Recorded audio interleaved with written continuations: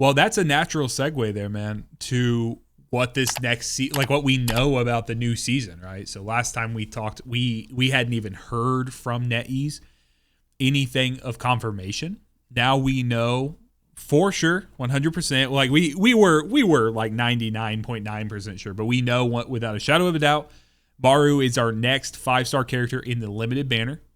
We do not know anything about changes when it comes to permanent banner. We don't know anything about an associated 4-star that's coming in with Maru. Now, obviously, you guys are looking right now. You see on my screen that they have Atal, Ikora, and Zhuan Wei on screen with her. I don't know if that's more of an aesthetic thing or if that's a specific decision that they've made. It's a kind of an interesting conversation, right? So we have a double GL character. We do know that we're getting a exotic primary GL, the Vergar Drill. I'm sure the D is probably silent, but I don't know that to be sure. So I'll have to figure out the pronunciation on that. We know we're getting some new Gauntlet Blitz maps, new activities as well. They've kind of left this in an etheric state. And then we're getting a new seasonal pack, the Loner's Compass pack. So we should have, we'll see. We'll see if they develop that into a little more in-depth rather than us just adding, small percentage bonuses, things of this sort. Orion, did you have a chance to play with Maru in the alpha? I did, yeah. And so Maru was in the alpha. And interestingly enough, then she was on the permanent banner. She was not showcased as a limited character. She was not in beta, and hasn't been, brought up since then, which is interesting. I just an interesting choice there. But she's not really my style, the double GL, light GL, heavy GL. But she is a strong character. So I believe she's technically a warlock, but she's pretty tanky for a warlock if they keep everything the same. Her abilities are she has like a shield that protects her from damage and helps build up her relic ability bar, which is very common with these other light bearers. And then she has it's like another projectile. So she's all about slow, powerful shots. So if that's your play style, I think you're really gonna love her. But what's interesting is with that balance of power and survivability, she was heavily used in Expanse in Alpha. Expanse was a little different than we know it today, where it was almost endless. I believe people were using Maru to get up to like Expanse 60, and it was Maru. Now, Gwyn Really? and Estella were both available at the time, but Maru is really who people use to push past the survivability and damage barrier to do that. So Huh. yeah, I did get the player. I wonder how much they'll change her. She looks very similar to how she was then. I believe I know they call her a captain in the. She's got a parrot friend, and she follows that pirate theme. But she had, I believe she's Samoan technically. She does have that cool Samoan lower, I guess, lower lip chin Yeah, and you tattoo. can see on her forearm on the picture or the still image I'm sharing with her relic Tohora. It looks like I'm looking at the Destiny Rising Twitter account and they shared it. So it says for Maru, schemes set the course, but only strength guarantees arrival. Relic is Tohora Arsenal grenade launchers. Jaded by the dark ages greed, Maru's dream now is to start her own voyage, exploring what lies beyond the earth. So that's a very interesting dynamic there. She's trying to get out there, make her own way.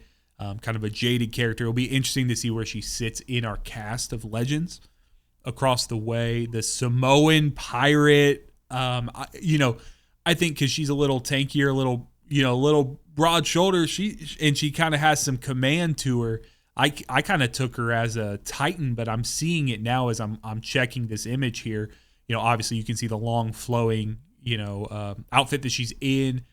I think for me, it was like her right leg. You can kind of even see here that she kind of has this. This looks more like a Titan Grieve type situation. It's weird. It's giving mixed vibes between the two classes. Like there's a bit of amalgamation. I would have between swore the she two. was a Titan, but Flamel and Shame both the other day are like, no, man, she's a warlock. She's got the robes, and I think I think she's I think classified the as a robes are warlock. showing that, and I think that there would be a little, if it's not warlock, there'd be a little too much of a Yolder crossover, I think, because with the shield and having all that kind of stuff, it's interesting. So it does make a little more sense to me that she is a warlock on that front. But we'll see. We'll get in there and play. And to be honest, they other than the jumps, they kind of merge things quite a bit, right? Yeah. I don't think it matters what. I think she's classified as a defensive character, Okay. though, if I recall correctly. What Which it what doesn't is really change anything Yolder? because Rossi 11 is a warlock and is classified as a defensive character. Okay. Yolder is a Titan and classified as a defensive Okay. character. Yeah, it'll be interesting once it gets in the game. Maybe you're yelling at us right now if you're watching, like, oh my God, it's so obvious. Obviously, it's not to us right now, but we'll know as soon as she's in the game. And like I said, I didn't get in the alpha. I tried to get in the alpha, but unfortunately, I didn't get in. So I was mostly just interested in that.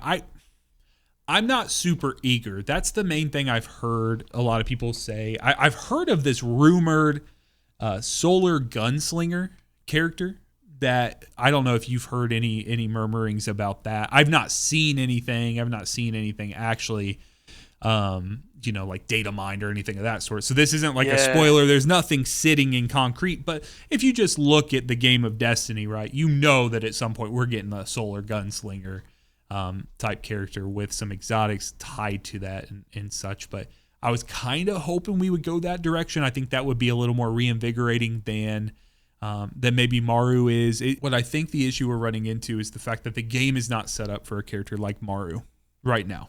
Right, like Maru does not look like a character that's going to go fast and go crazy. I agree, 100%.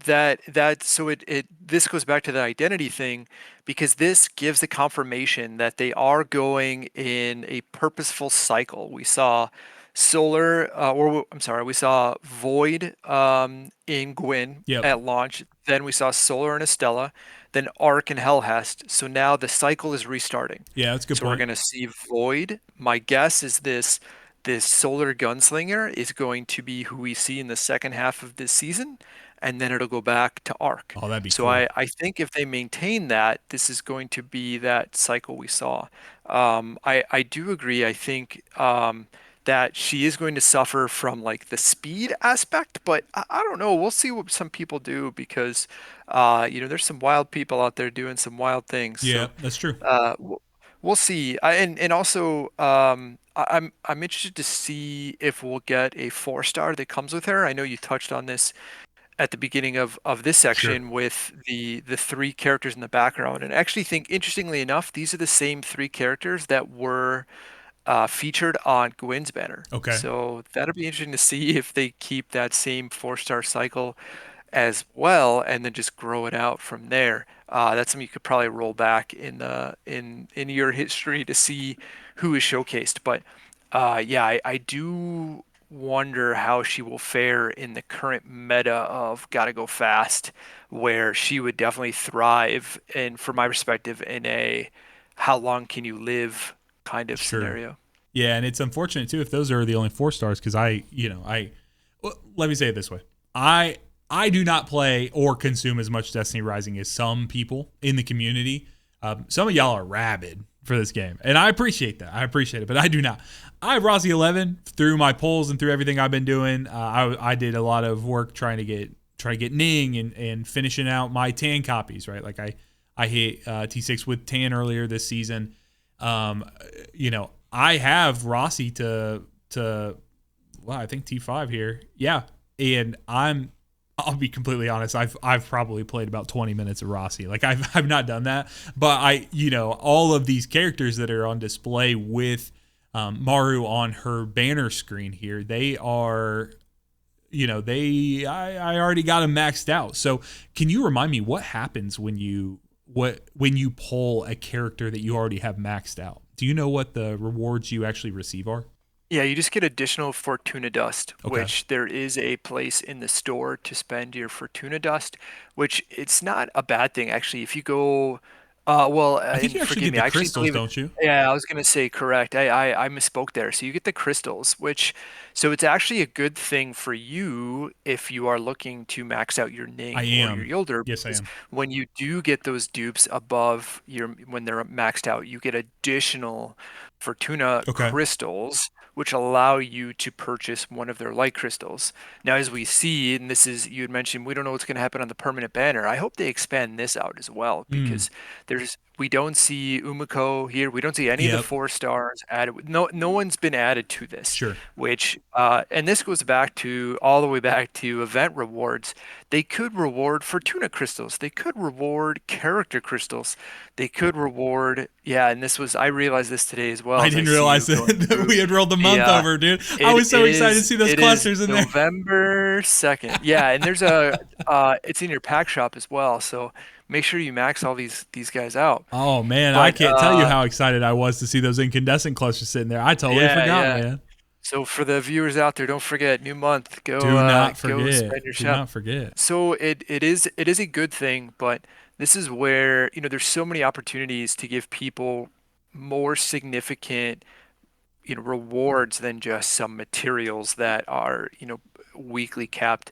Let them be meaningful. And this is where it falls into that gotcha aspect where it's like, why are we not giving people the ability to pull more of Yeah, these characters and do that type of stuff? I But agree.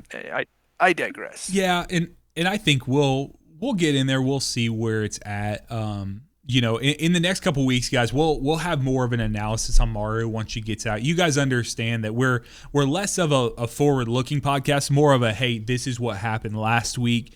And that gives us time to accumulate questions about the things that have happened so that we can respond, react to that kind of thing. So